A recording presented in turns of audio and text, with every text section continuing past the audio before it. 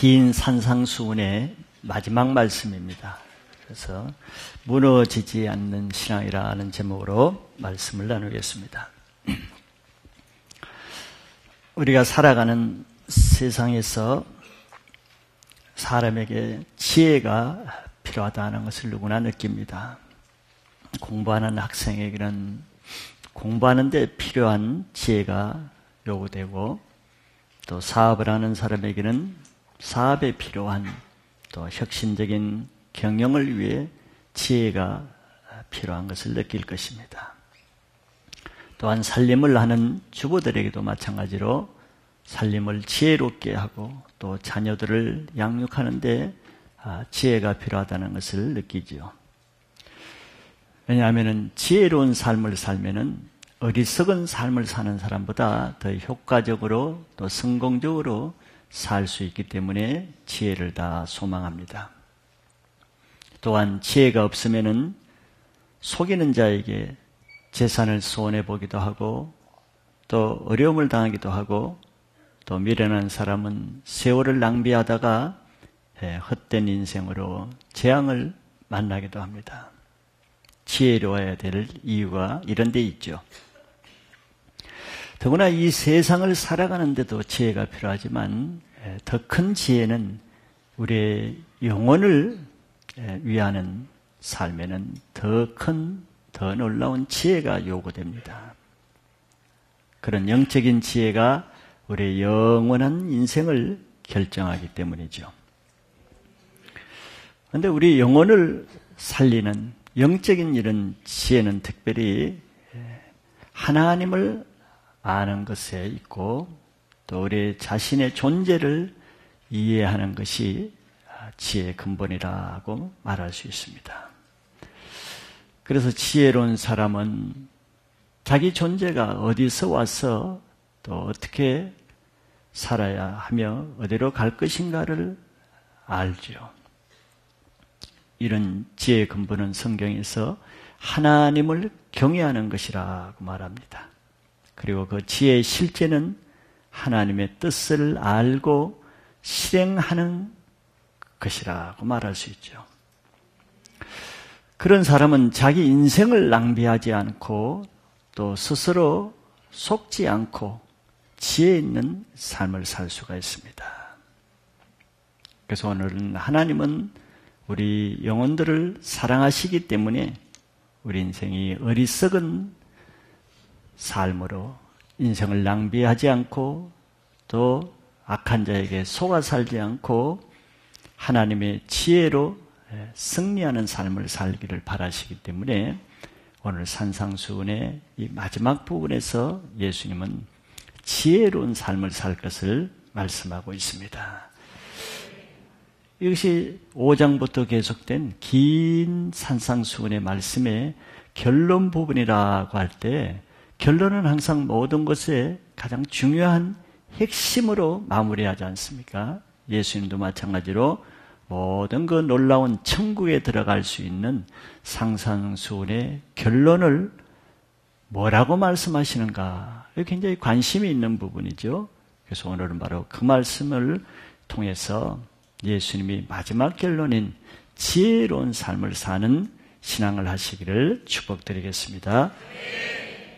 그럼 첫째로 예수님 말씀하시는 지혜로운 사람은 어떤 사람이며 어떤 인생이 되는가를 보고자 합니다. 24절의 마지막 부분을 예수님은 시작하시면서 그러므로라는 말로 시작하죠. 그러므로라는 말은 앞의 말씀을 연결해서 설명하는 그런 뜻이죠. 앞에서는 우리가 무슨 말씀을 하신지를 주일마다 쭉 보아왔습니다. 바로 앞에 지난주의 말씀은 어떤 사람이 평생 주의 이름으로 많은 일을 하고도 천국 문 앞에서 예수님이 모르신다는 문전박대를 당하는 아주 어리석은 사람에 대해서 이런 말씀을 보았습니다.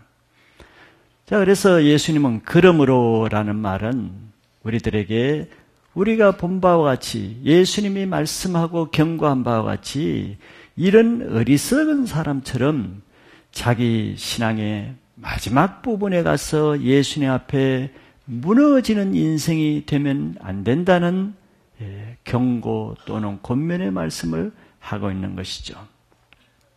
그래서 우리는 무너지지 않는 신앙을 하려면 어떻게 해야 되는가? 예수님의 말씀대로 실패하지 않는 승리하는 인생이 되시기를 바랍니다. 진리는 항상 간단하고 단순하고 쉽습니다. 어려워서 진리를 몰라서 구원받지 못하는 사람이 없게 하기 위해서죠. 첫째, 지혜로운 사람은 단순합니다. 어떤 사람 말씀을 듣고 행하는 자가 지혜롭다고 말씀했어요. 예수님의 말씀이 앞에서 이렇게 말씀했죠. 주님의 이름으로 많은 일을 하고도 스스로 속는 사람이 어리석은 인생이라고 말했습니다. 즉 어리석은 인생은 주님의 말씀대로 살지 않는 사람이라는 뜻이죠. 그러기 위해서 지혜로운 사람이 되려면은 반대로 하나님 말씀을 듣기만 하는 것이 아니고 말씀 들은 대로 행하는 자가 되라고 말씀하십니다. 특별히 주님이 하신 이 말을 듣고라고 했죠. 24절에 그러므로 누구든지 나의 이 말을 듣고 행하는 자는 그 집을 반석 위에 지은 지혜로운 사람 같으리니 그랬어요. 이 말씀은 예수님의 말씀이고 더 구체적으로는 산상수훈에서 계속 천국에 대해서 말씀하신 거죠. 바로 지난주의 말씀도 천국 문 앞에 와서 쫓겨나가는 사람에 대해서 말씀했습니다. 즉 이 말이라는 것은 산상수훈에서 지금까지 천국에 들어가는 방법에 대한 이 말씀이라고 우리가 의미할 수 있죠. 즉 천국에 들어가는 원리인 이 말씀은 이런 뜻입니다. 그리고 여기에서 누구든지라는 말을 또 덧붙이죠. 그러므로 누구든지라는 말은 모든 사람에게 다 예외 없이 해당된다는 그런 뜻이죠. 그러므로 이 말은 예수님의 말씀에 이 말씀에 예외적인 삶을 사람은 마지막 때 예수님 앞에서 예외적인 인생이 될 것이라는 뜻을 가지고 있습니다. 반면에 이 말씀대로 사는 사람은 누구든지 예수님 앞에서 천국에 갈 수 있다는 그런 뜻으로 말씀하시는 거죠. 우리는 지혜를 구하는데 그 지혜는 무엇이겠습니까?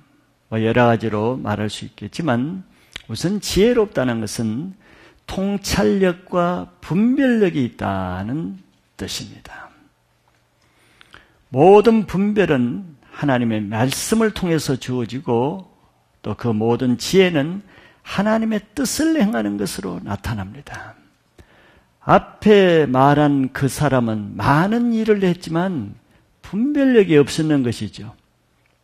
무슨 일을 어떻게 언제 해야 되는가 분별을 하지 못하고 자기식으로 일을 했을 때 그런 사람은 어리석은 사람이었습니다. 지혜로운 삶은 하나님의 때를 따라 하나님의 말씀을 분별해서 하나님의 법대로 행할 때 불법을 행하지 않는 하나님의 원리에 충실한 신앙을 하게 됩니다. 그것이 자기 스스로 자기 인생을 속지 않을 수 있는 방법이죠. 분별이 없으면은, 통찰력이 없으면은 자기 인생에 많은 일하고도 속습니다. 앞에 사람에게 예수님은 네가 그 일을 하지 않았다고 말하지 않고 하기는 했는데 불법으로 했다 이렇게 말했잖아요. 자, 하나님의 뜻대로 하지 않는 것이 불법이고 불법은 죄고 죄를 짓는 자는 마귀에 속한다고 성경은 말하고 있습니다. 마귀에 속하니까 속는 인생이 되죠. 마귀가 결국 끌고 가는 것은 멸망의 길로 인도하기 때문입니다. 그렇기 때문에 속지 않는 인생은 오직 하나님의 말씀을 듣고 그 말씀대로 순종하는 것이 가장 지혜로운 사람이라고 예수님이 이렇게 결론적으로 말씀하시는 거죠. 그래서 말씀을 듣기만 하고 그 들은 말씀대로 순종하지 않는 사람은 어리석은 사람으로 자기 스스로 속는 사람이라는 것이에요.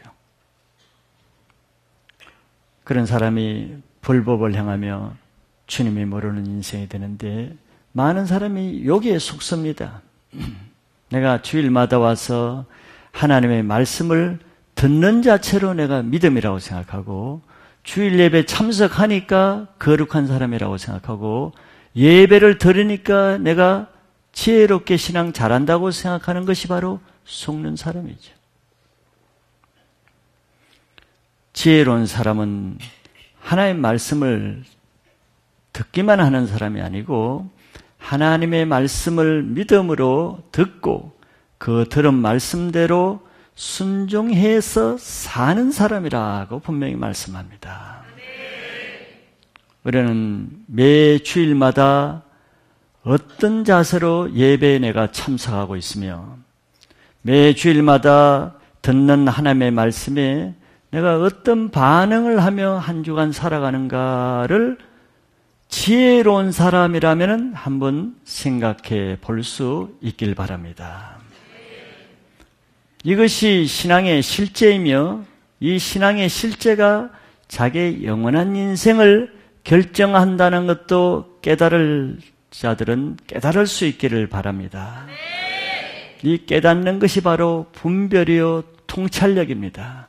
말씀을 듣고도 분별하고 통찰력이 없는 사람은 행할 능력이 없어서 어리석은 자가 되고 그는 많은 예배를 참석하고 많은 말씀을 듣고 많은 일을 행하다가 나중에 속는 자가 돼서 주님 앞에 모르는 어리석은 자가 된다는 것이 예수님의 요지인 것이에요.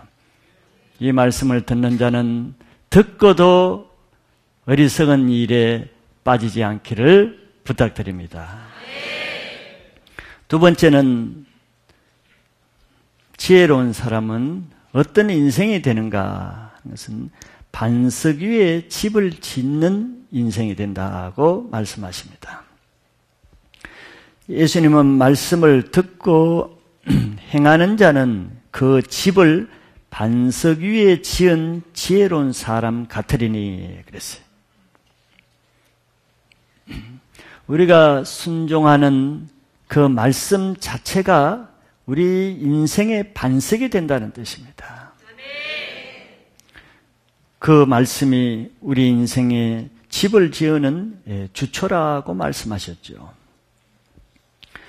이 반석 위에 지은 집만이 끝까지 무너지지 않고 견딜 수 있다는 것이 예수님이 지금 강조하시는 말씀입니다.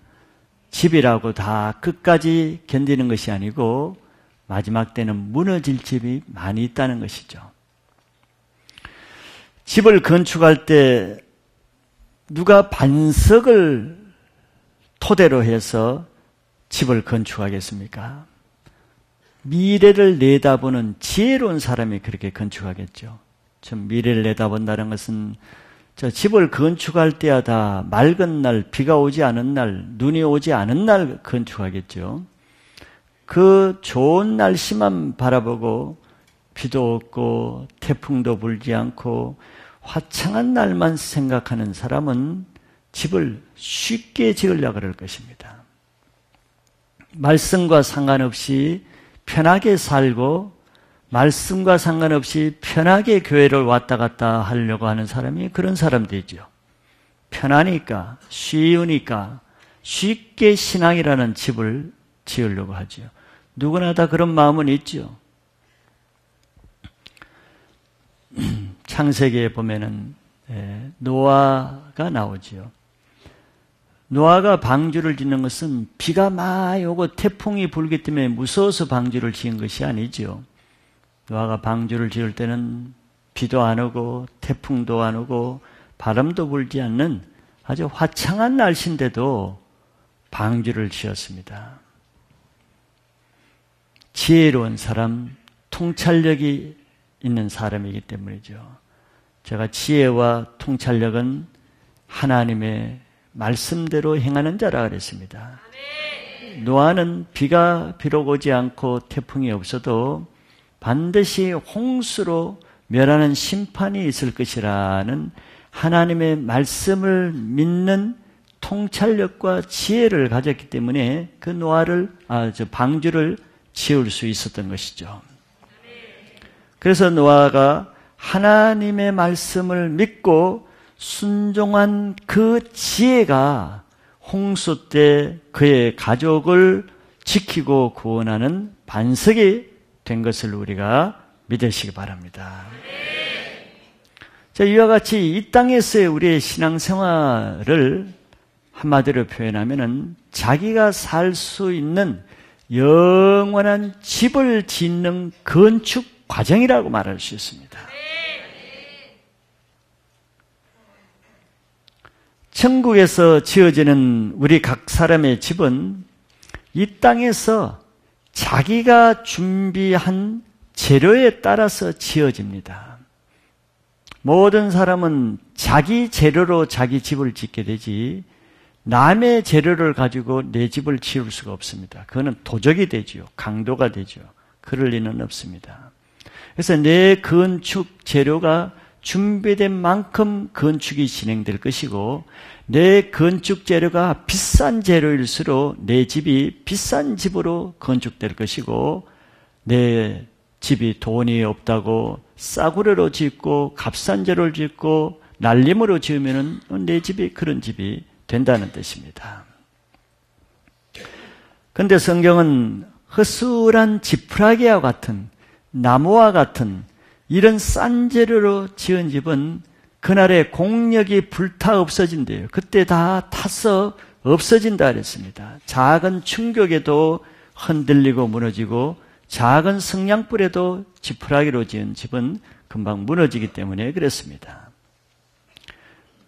그러나 그날의 반석 위에 보석과 같은 것으로 지은 집은 예수님은 비가 내리고 창수가 나고 바람이 불어 그 집에 부딪히되 무너지지 아니하나니 이는 주추를 반석 위에 놓은 까닭이요 이렇게 설명하셨습니다. 창수가 나고 바람이 불고 또 비가 내려도 무너지지 않는 것은 그 주초인 하나님의 말씀이 그 집을 지켜주시기 때문이라는 뜻이죠. 우리가 짓는 집은 수시로 여러 가지 시험과 공격을 당합니다. 위로부터 장대 같은 비 같은 재앙이 쏟아지기도 하고 밑바닥에서부터 창수가 올라오는 같은 역경이 올라오기도 하고 사방에서 불어닥치는 환란의 바람이 우리 집을 무너뜨리려고 합니다. 이것은 알곡과 쭉정이를 갈라내시는 심판의 바람, 심판의 방법이기도 합니다. 그래서 많은 사람들의 집들이 이런 비와 창수와 바람에 의해서 무너지고 쓰러지고 흔들리고 날려가게 되죠. 그래서 집을 또 지었다가 무너지고 또 지으면 다시 무너지고 계속 신앙이 좀 잘하는 듯 하다가 바닥을 치고 또 다시 새롭게 하고자 새벽 기도를 하고 해서 조금 잘한 듯 하면 또 바닥을 치고 왜 그랬겠습니까? 말씀의 기초에서 살지는 않으면서 종교 행위로 하기 때문에 말씀이 막아주고 지켜줄 힘이 없기 때문에 그런 현상이 반복되는 것이죠. 그리고 그런 사람은 마지막 때 한꺼번에 그동안 지어온 모든 집이 와르르 다 무너진다는 것입니다. 앞에 본 바로 그 훌륭한 일을 한 그 거짓 선지자가 그런 인생을 보여준 것이죠. 예수님은 모든 집들이 마지막 환난 풍파를 만날 때가 있는데 그때 이길 수 있는 견고한 신앙의 집은 오직 반석 대신 예수 그리스도의 말씀을 듣고 그 말씀대로 행한 만큼, 순종한 만큼 그 집이 주초 위에 세워진다고 말씀하셨습니다.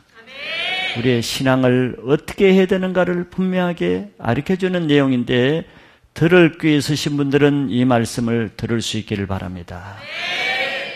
요한복음 15장 10절에 또 예수님은 이렇게 말씀하신 적이 있어요. 내가 아버지의 계명을 지켜 그의 사랑 안에 거하는 것 같이 너희도 내 계명을 지키면 내 사랑 안에 거하리라 그랬습니다.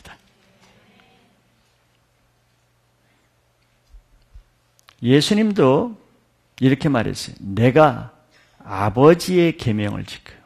하나님의 아들이신 예수님도 어떻게 하나님 사랑 안에 보호받고 거할 수 있느냐 하면은 아버지의 계명을 지켰기 때문이라 했어요. 하나님의 말씀대로 순종했기 때문에 아들이 하나님 아버지의 사랑 안에 거할 수 있다 그랬어요. 그러면서 이와 같이 너희도 내 계명을 지키면은 내 말씀을 듣고 지키면은 내 사랑 안에 거하리라고 약속하셨습니다. 주님 사랑 안에 거하는 자만 마지막 때 주님이 아시는 자가 되고 모든 심판의 불을 이길 수 있는 보호막이 되는 것을 믿으시기 바랍니다. 그래서 우리는 이제 산상수훈의 결론 부분인 말씀을 듣기만 하는 자가 아니고 말씀을 듣고 행하는 지혜로운 신앙을 하시기를 바랍니다. 마지막 때 그때 가서 무너지는 인생이 되면 안 되는 것이죠. 그는 참으로 억울하고 돌이킬 수 없는 천추의 한이 됩니다.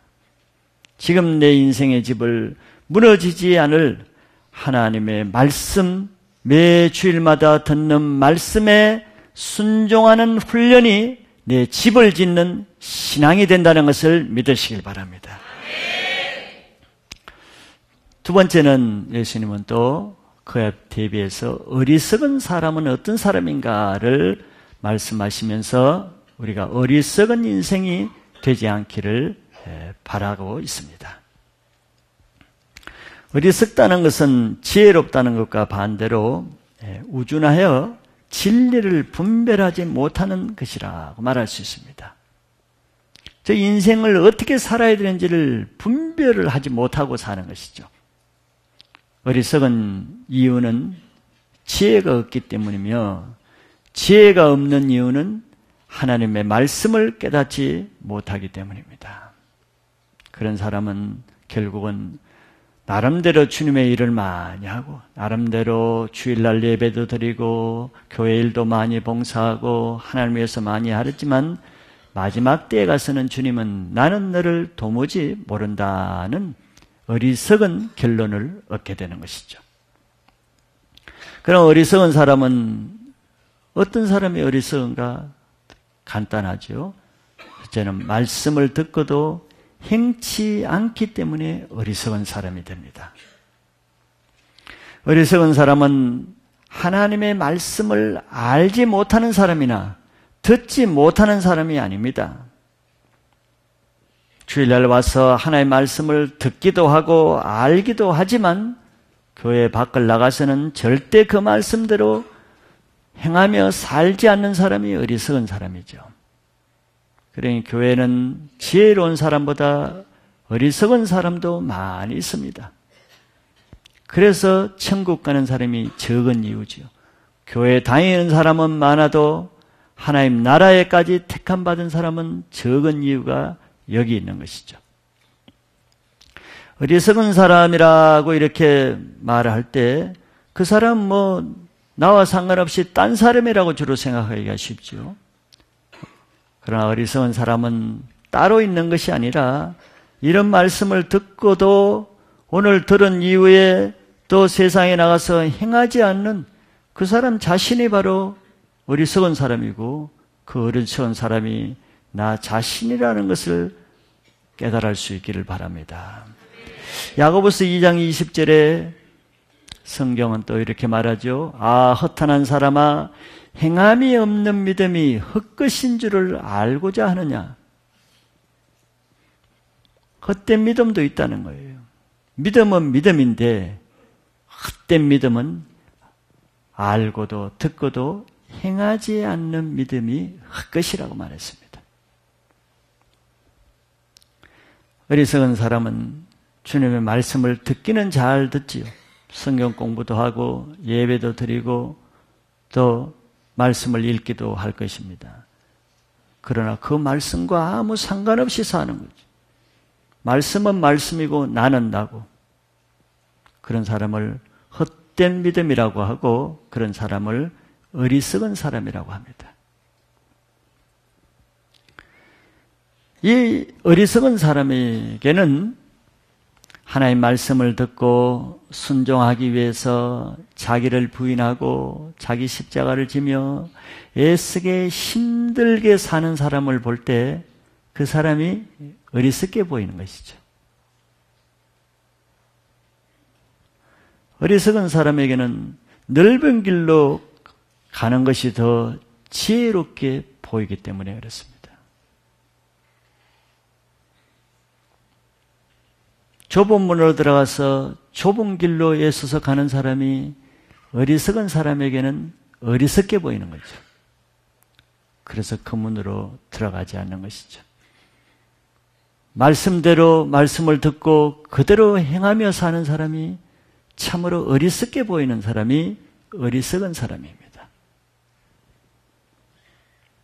그래서 주님이 그런 사람을 어리석은 사람이라고 말씀했어요. 예수님이 26절에 나의 이 말을 듣고 행하지 아니하는 자는 그 집을 모래 위에 지은 어리석은 사람 같으리니 그랬어요. 하나님은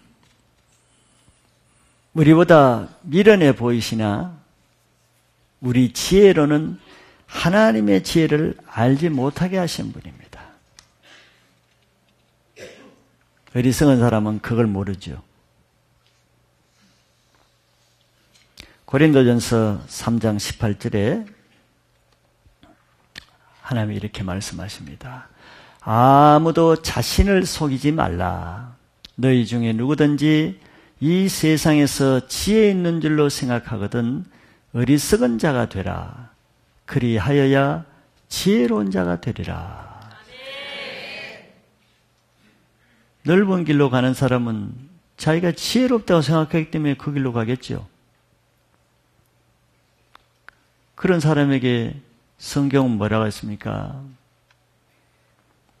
자기가 지혜 있는 줄로 생각하거든 어리석은 자가 되라. 그 사람에게 어리석은 자가 되는 것은 어리석게 보이는 좁은 문으로 들어가서 좁은 길로 가는 것이겠죠. 그러면 그 사람이 지혜로운 자가 되는 것이죠.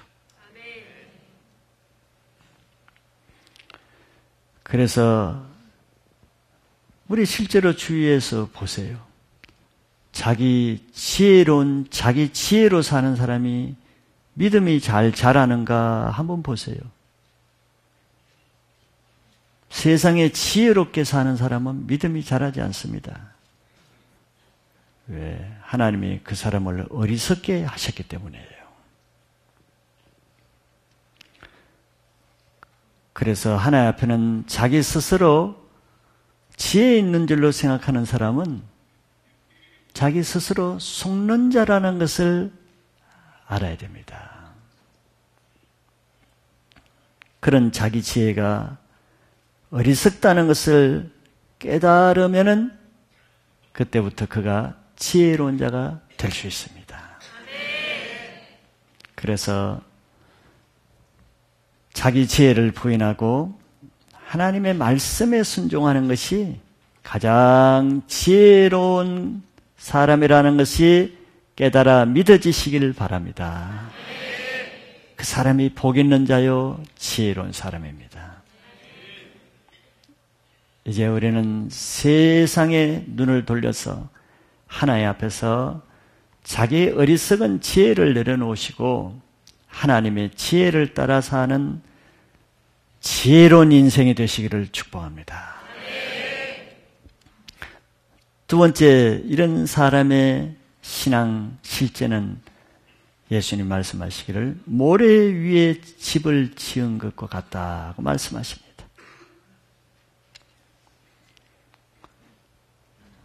주님은 이렇게 지금 이 말씀을 하시는 주 타겟은 유대인들, 바리새인들, 서기관들이죠. 제자들에게 물론 말씀하시지만 이런 종교인들은 평생 하나님의 말씀을 얼마나 많이 듣습니까? 매주 예배에 와서 말씀은 계속 듣잖아요. 그런데 행하지는 않아요. 그런 삶은 영적으로 보면은 집을 짓는 것 같기는 한데 자기 인생의 집을 모래 위에 짓는 것이라고 말했습니다. 주춧돌이 되어야 될 예수님 말씀이 없이 집을 짓는 거죠. 말씀대로 하는 집이 아니라 말씀 없이 자기 지혜로 짓는 집이죠. 모래는 세상 이론, 자기 생각, 세상 가치관대로 사는 집을 말합니다. 모래 위에 집을 짓는 사람의 동기는 뻔하지요. 힘들게 말씀대로 순종해서 사는 것보다 갑질을 하지 않는 손쉽게 신앙을 하고자 하는 사람이 모래 위에 집을 짓게 되어 있습니다. 편하게, 힘들지 않게 넓은 길로, 넓은 문으로 가는 사람이죠.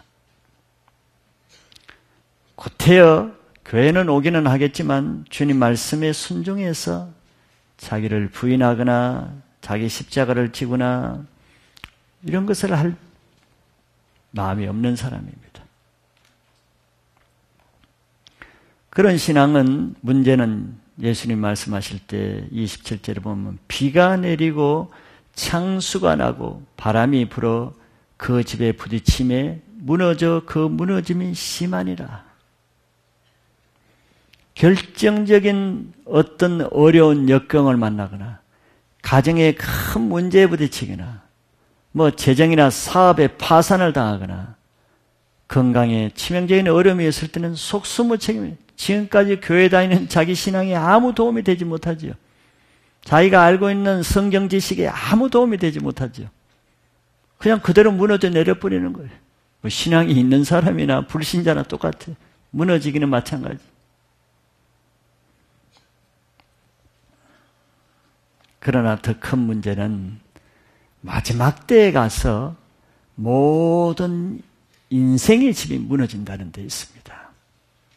예수님 앞에 섰을 때 평생 살아온 자기 영혼의 집이 무너지는 것에 예수님이 지금 초점이 맞춰져 있죠. 현재 비가 오지 않고 살만하다고 해서 모래 위에 집을 짓는 것은 위험천만의 집입니다. 분별력이 없는 것이죠. 장차 자기 인생이 어떻게 될 것인가를 예견하지 못하는 어리석은 사람이죠. 그러나 예수님은 마지막 때에 무너질 때가 온다는 것을 말씀하십니다.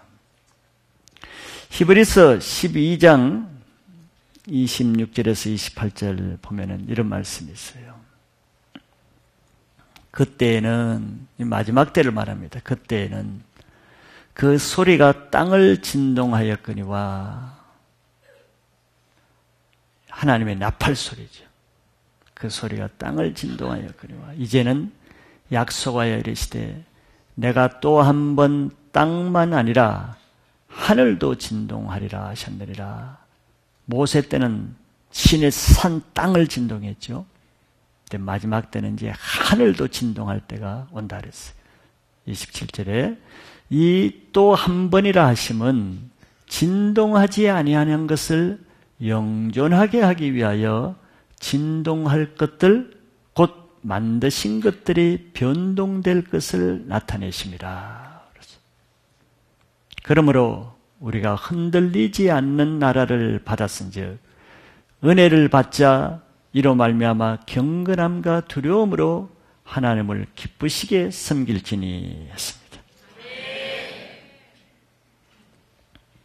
마지막 때에 하나님은 이 세상의 모든 것을 진동시킵니다. 그런데 지진이 일어나면은, 지진이 많은 동경이나 이런 데 일어나면은 주초가 내진 설계가 안 된 집은 다 금이 가고 무너지고 부서지죠. 그러나 내진 설계가 잘 된 집은 지진이라도 잘 무너지지 않습니다. 이 진동이에요. 마지막 때는 우리 모든 인생들을 진동시킨다는, 우리가 지어온 집들을 하나에 한번 흔들어 버린대요. 왜? 어떤 집이 넘어질 집이고 어떤 집이 그대로 영존하게 영원히 존재하는 집인지를 구별하기 위해서 확 한번 흔들어 버린대. 그때 흔들리면 끝나는 거예요. 그때 흔들릴 집들은 다 무너지는 거예요. 오직 진동하지 않을 것들만 영원히 남게 하십니다. 그날에 거짓 선지자들과 불법을 행한 자들 같이 넓은 문으로 들어가서 모래 위에 집을 짓는 종교 생활을 하는 사람들의 집은 다 무너져 버려요. 어처구니 없이 하루아침에 와르르 다 무너진다. 그러나 그런 진동의 심판 가운데도 오직 예수 그리스도의 말씀을 듣고 행한 자들은 진동을 하든 말든 진동 가운데도 영존한다. 영원히 존재한다는 거예요. 그런 집이 여러분들의 집이 되시길 바랍니다. 평생 지은 자기 인생의 집이 평생 수고해서 나름대로 교회도 다니고 하나님을 섬기고 성경도 안다고 좀 애쓰면서 시간을 들이고 마음을 들여서 한 집이 그날 무너지면은 그 무너짐이 여기 심하다 그랬죠. 무너짐이 심하니라 그랬어요. 그처럼 처참한 인생이 없는 거죠. 그래서 우리는 평생 하는 이 신앙생활의 집이 그날에 절대 무너지지 않는 지혜로운 신앙, 예수님의 말씀의 주초 위에서 하는 신앙을 하시기를 축복합니다. 이렇게 예수님은 긴 산상수훈의 말씀을 다 마쳤어요. 저도 이제 산상수훈의 설교를 다 마쳤습니다. 근데 이 말씀을 들은 모든 무리들이 어떤 반응을 보였다고 하겠습니까? 28절에 보면은 산상수훈 말씀을 다 마치실 때 모든 무리들이 그의 가르침에 논란이 했어요. 놀랐습니다. 이런 말씀은 예수님 아니고는 들어볼 수가 없죠. 바리새인에게는 들어볼 수가 없는, 서기관들로부터는 듣지도 못할 말씀인데 그 내용만 듣지 못한 말씀이 아니라 뭐에 놀랐다고 했습니까? 그 가르치는 것이 권위 있는 자와 같고 그들의 서기관들과 같이 아니함일러라. 말씀에 권세가 있었기 때문에 놀란 거예요. 예수님의 말씀이 지식에 놀란 것이 아닙니다. 요한복음 6장 63절에 살리는 것은 영이니 육은 무익하니라 내가 내게 하는 말이 영이요 생명이라 그랬거든요. 예수님의 말씀은 영이요 생명이기 때문에 들을 귀 있는 사람들은 이 말씀에 놀란 것이에요. 들을 귀 있는 사람들은 매 주일마다 하나님의 말씀이 들릴 때 놀라시기를 바랍니다. 놀란다는 자체가 영어로 말씀이 들린다는 표시예요. 지식으로 들으면 놀랄 이유가 없죠. 그래서 매 주일마다 예배 드리는 말씀이 우리들의 영혼의 양식이 되어서 그 말씀대로 행할 수 있는 믿음을 가지시길 바랍니다. 믿음은 들음에서 나고 들음은 그리스도의 말씀으로 말미암기 때문에 매주일 하나님의 말씀을 영어로 듣기만 하면은 믿음이 생기면은 그 믿음으로 그 말씀을 행할 수 있는 능력이 주어지는 거예요. 그래서 말씀을 영어로 들어야 믿음이 생기고 믿음이 생겨야 순종할 수 있게 되고 순종하게 되면은 말씀의 능력이 나타나는 거죠.